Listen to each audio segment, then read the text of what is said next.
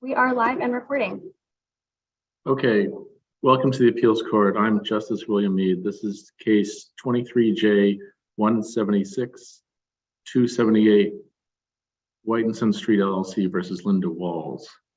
Okay, Ms. Walls, you're going to get the opportunity to speak first, and you will do so uninterrupted, and then I'll hear from Attorney Kearns and let her speak without interruption.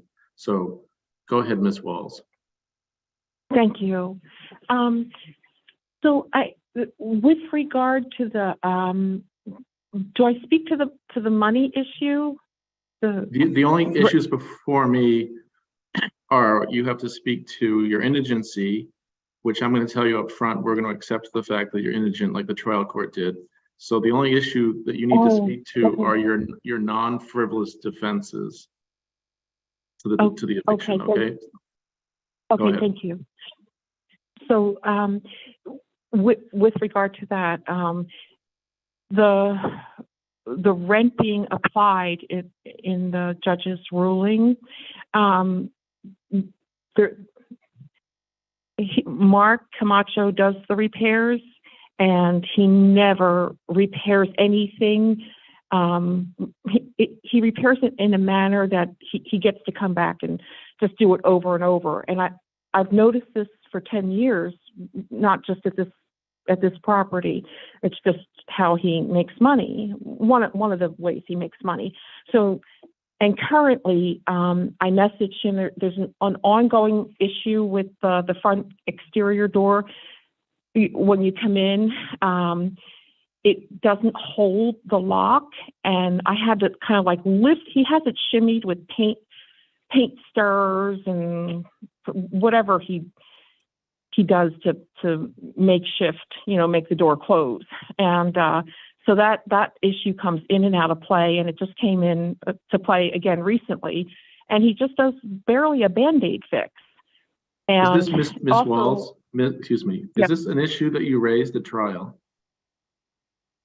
Well, I didn't know rent was going to be applied. It's a function of the appeals bond process. But before me, you can only raise defenses to your eviction based on issues that were raised at trial. I can't hear things myself for the first time. Okay. So all the paperwork that was submitted to me, there's just flaw after flaw and defect after defect. And I know that some of the issues, Tina Kearns has said that the date, the 20th, she said, well, I knew I was going to see her the next day, and that she would give me the papers at that point in time. Well, that date should have been reflected. And I'm not nitpicking at a particular date. It's in everything that I receive. There's wrong dates. There's no proper name. And I received 5 summons and complaints, 5 with different dates, and then no proper name at all. I mean, it's sloppy at best. And then I'm the one who has to, and I'm not saying my paperwork is award-winning. I certainly understand it's a challenge. I have multiple pinched nerves in my hand, and my penmanship is horrible at best. But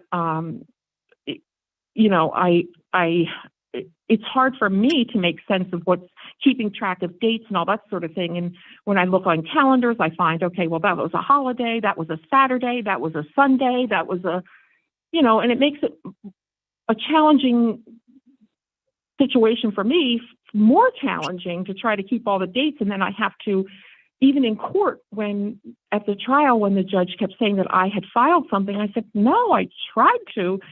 And Tina Kearns stood there for like 3-4 minutes before she finally said, oh, that was me that filed it. So I said, I didn't file. I said, I tried to file something and they wouldn't let me. So Ms. Walls, finally, can I? Yes. So you did receive the notice to quit in the summary process summons, though, right? By manner of somebody knocking at the door, and then they went to the door next door, and I don't know who's the manager, this Jamie Brown or Mark or what. But, So but you did receive it, heard right? her. That's the bottom line. But the point that I'm trying to make, Your Honor, is that only by chance, because she was there, she opened the door and gave verbal directions. Otherwise, I would never get anything. So, I'm sure there was contact between Mark and Jamie, like, hey, he's going to come, you got to let him in, so that's how that came about. I didn't like not open the door, but it is an unidentified unit. There's 2 units that are unidentified, whereas two out of 5 there's no marking whatsoever. So, and the judge said, well, to apply logic, 1A, 1B, well, then the next door that's not marked would be 1C if you applied the logic that she said. And that's not how it plays out. The next one over is 1C, but there's no marking whatsoever. But I understand what you're telling me. Hey, you did receive it. Like I don't care if it's marked or not, is how I'm receiving it. It's that you received it. But right. Is there another defense that you wanted to speak to this morning? Just all plus I've had, and I think it's reflected in, I did tell the judge that I was hospitalized twice for COVID. And then I was hospitalized 4 times for blood transfusions. And then the end of September, I had major surgery. So it's in what, and then my mother was taken off a ventilator in Pennsylvania and she passed. So it's, trying to manage all of that, plus, this eviction, and trying to recover from major surgery and blood transfusions and iron deficiencies. And then my eye too. I'm trying to remedy what's going on with my eye. It doesn't open and close all the way. It tears all the time. It's been like way too much. And I did ask the judge, I said, would you please, give me time? And it was in, I didn't know what her decision would be, but I didn't, at that time, I didn't know what her position would be. But then afterwards, when I received her writings, it said that, a couple things. It said that I came to Massachusetts because of Mark. Well, I certainly didn't do that, and I certainly didn't say that. And then it also reflected that when she asked me if I needed more time, in quotation marks, it said no. I did ask, and I explained what I just explained to you too. I mean, these weren't like I had to go to the emergency room and get 2 little stitches. I mean, I had major bleeding out and just a whole host of things, and still, my eye thing going on, and other appointments. And I think that, I don't know if you received the letter from my primary care physician. Was it before the judge at trial? I gave it to the judge, and I think she denied it. I can't remember, but I think she denied it. She wouldn't take it. But everything else that was filed that day, from the other side, reflected as though I had filed it. In fact, I did not. It was the other side, but that was accepted. And the same as the other thing, the mailing that I wanted to file. As a matter of fact, I didn't even get a chance. I walked in and literally very animated, hands were thrown up in the air. We're not dealing with this. You can't do. So I was denied, and they said, just give it to the judge. And when I went in, the judge denied it. And so it was really difficult for me to try to, represent myself on anything. Okay, I think I understand. Is there anything else you want to tell me relative to a defense?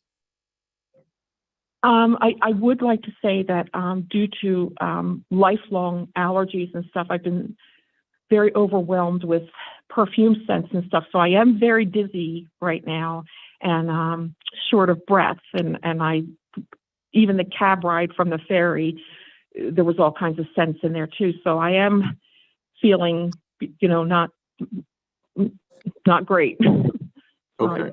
I just, I'm gonna Okay, give thank Attorney Kearns a chance now. Okay, Attorney Thank Kearns. you. Good morning, Your Honor. Just as a quick background, this tenant has been staying in the apartment since June 2019.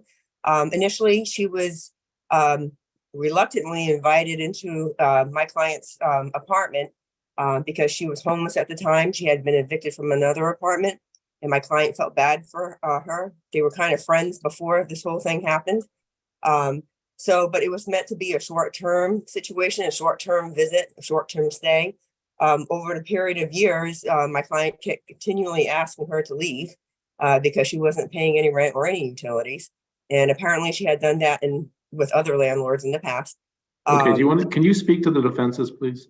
Oh, I'm sorry. Okay, so as far as the defenses, she was served a notice to quit, a 90-day notice to quit on August 1st, 2022.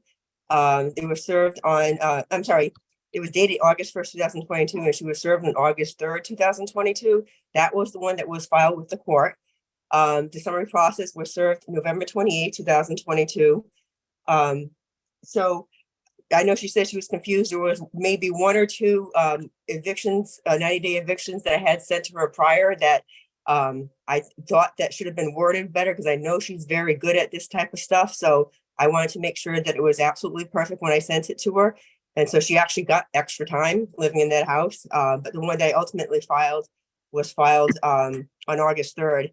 And Has any use and occupancy been paid as of the first of this month? Okay, go ahead. We have not received any payments, not for the bond, not for the use and occupancy.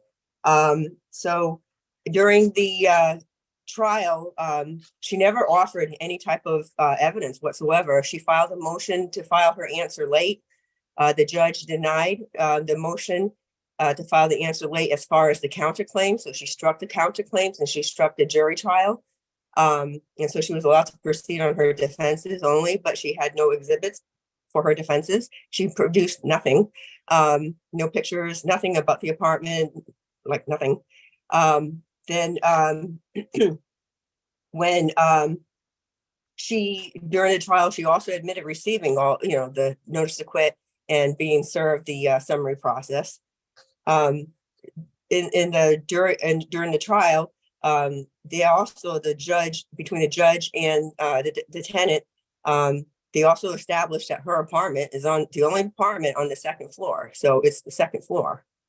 So I know she says it's not labeled and all this, but it's the second floor. It's the only one on there. It's a 4-bedroom, pretty large apartment that my client was living in.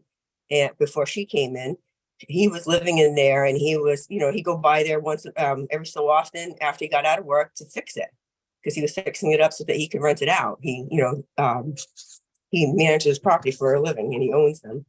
In any event, the tenant, it was supposed to occupy one room on a short-term basis, but now she's occupying 3 rooms of that unit.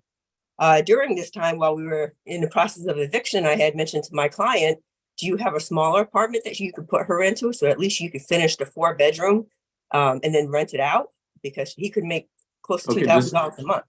Please stick to the offenses that have been raised. Okay, so and then she talks about the hospitalization and all of her medical issues. And she had presented, I believe, during the trial, it was a letter from a doctor. I objected to it because I felt there was no relevance. And so the judge had asked her point blank at one point, because Miss Wallace had brought the doctor's record up in all her medical issues. The judge had asked her point blank at one point during the trial whether or not she was looking for additional time. And she said no. So now she's saying that the judge never even gave her a chance or never considered the medical evidence, which I even think that the medical evidence is irrelevant. She's been living there since June 2019. And now I think she's just looking for extra time and an opportunity to relitigate her issues. Okay. Is there anything else relative to the defenses you want to tell me? we don't argue about the indigency, but I just think that she does not have a non-frivolous defense. Okay, I understand. Okay, Okay, I will thank you both. I will take this under advisement. thank you, Your Honor.